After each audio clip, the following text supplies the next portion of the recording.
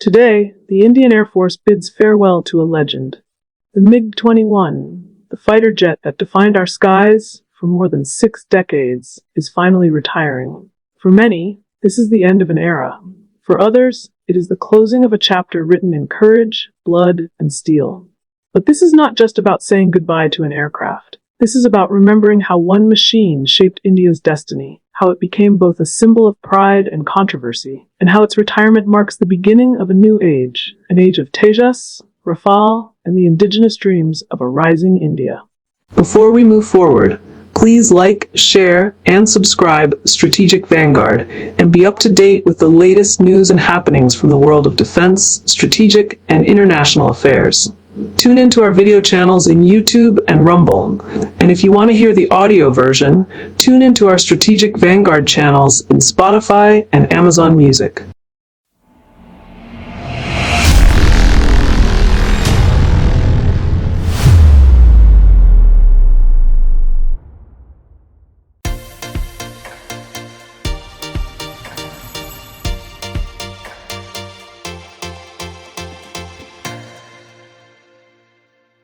The year was the early 1960s.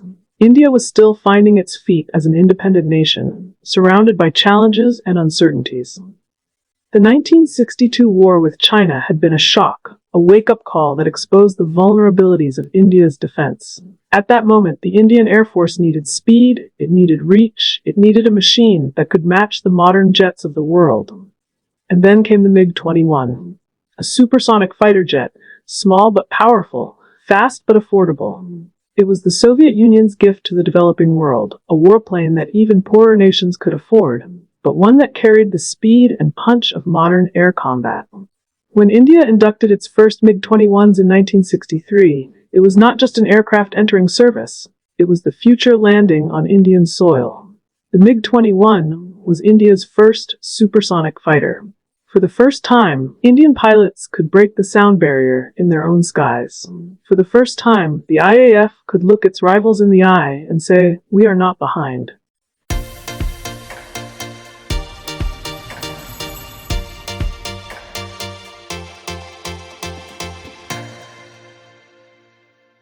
It did not take long for the MiG-21 to prove itself. In the 1965 war against Pakistan, the MiG-21s were still new, but even then, their presence was a deterrent. Pakistani pilots knew that India had a machine in its arsenal that could outpace their aircraft. But the real story was yet to come.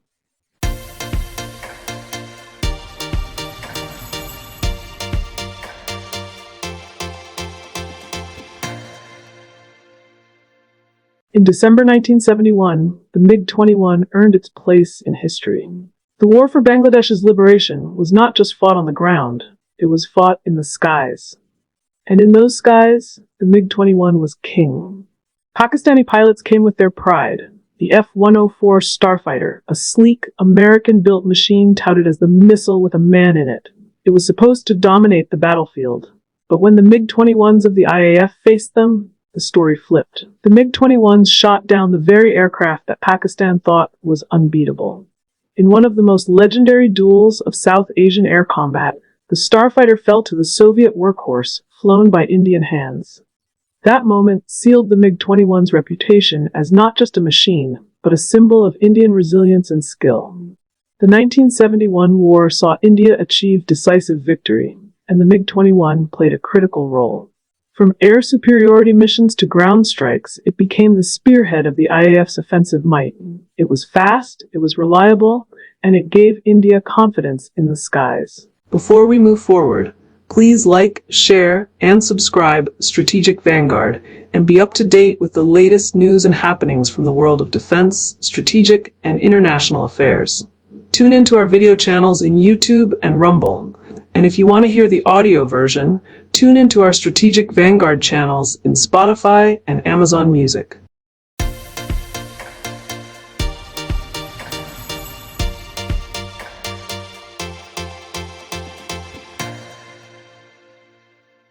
After 1971, the MiG-21 was no longer just a fighter jet. It was the backbone of the Indian Air Force. For decades, it made up nearly 60 to 70% of the fleet.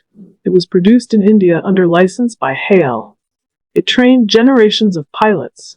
It was the first cockpit for so many young air warriors who would later graduate to heavier, more advanced aircraft. For India, the MiG-21 was more than a fighter. It was an institution. Its numbers allowed the IAF to maintain balance in a difficult neighborhood where China and Pakistan were constantly modernizing their own fleets. It gave India numerical superiority at a time when money and technology were limited.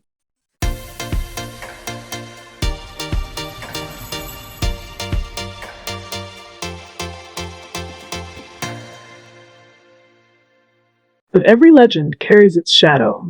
For the MiG-21, the shadow was its accident record. Over the years, as the aircraft aged, accidents became frequent. The small high-speed jet was unforgiving for new pilots. Its narrow landing gear made takeoffs and landings difficult. And as decades passed, keeping it modern became a challenge. The media began calling it the flying coffin. Families of pilots mourned lives lost in crashes. Public opinion turned critical. Why? People asked, was India still flying a machine designed in the 1950s well into the 21st century? But the truth was more complex. Yes, the MiG-21 was old. Yes, it demanded immense skill. But it also continued to serve because India had no quick replacement ready. The Tejas was delayed. Other imports were costly. And through it all, the MiG-21 kept flying, defending Indian skies, carrying out interceptions, and proving its worth in countless missions. It became both a hero and a villain, both a savior and a symbol of frustration.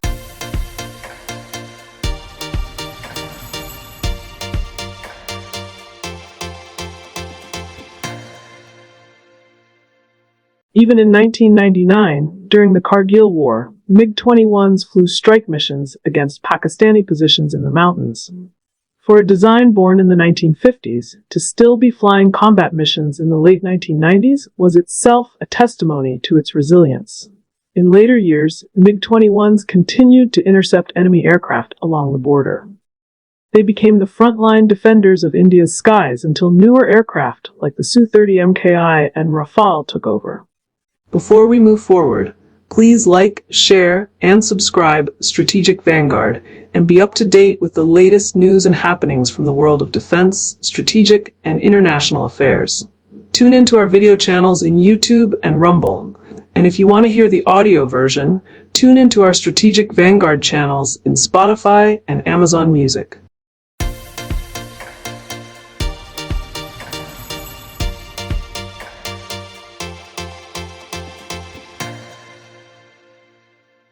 And now, today in 2025, the MiG-21 finally retires.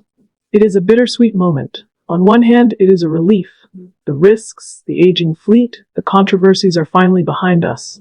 On the other hand, it is a farewell to a machine that carried India through wars, crises, and decades of strategic uncertainty. Generations of Indian pilots took to the skies in the MiG-21. Some never came back. Others carried stories of glory and courage. Every squadron, every airbase, every veteran has a memory linked to this aircraft. Its departure marks the true end of the Cold War era for the Indian Air Force.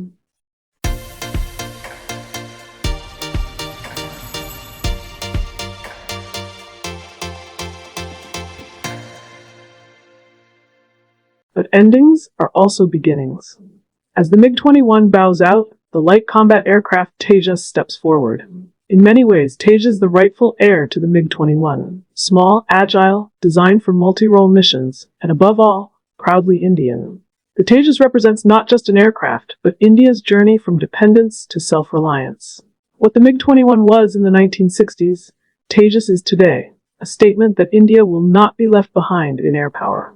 Alongside Tejas, the Rafales add cutting-edge strike capability. The Su-30 MKIs remain the workhorses of long-range power.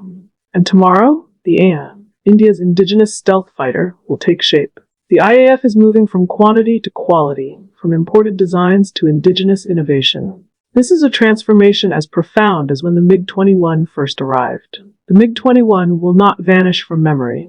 It will live in museums, in air shows, in the stories of pilots, and in the pages of history. It will be remembered as the aircraft that gave India its first supersonic edge. It will be remembered as the jet that humbled Pakistan's starfighter. It will be remembered as the workhorse that trained generations of air warriors. Yes, it will also be remembered for the lives it claimed, for the controversies it carried. But history is never simple, and legends are never perfect. The MiG-21 was not just a machine. It was an era. And today, as that era ends, a new one begins. One where India takes control of its skies with its own hands, its own technology, and its own vision. The MiG-21 bows out, the Tejas rises, the Indian Air Force salutes its past, and embraces its future.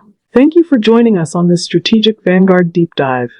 If you found value in this analysis, don't forget to like, share, and subscribe to our channel. We bring you fresh deep dives every Wednesday and Saturday here on YouTube and Rumble, and you can also catch the audio versions on Spotify and Amazon Music. Just search for Strategic Vanguard Deep Dive. For more insights, articles, and discussions, subscribe to our blog at strategicvanguard.com. Your support helps us grow and bring you more in-depth analysis on defense, geopolitics, and strategy. Until next time, stay informed, stay strategic.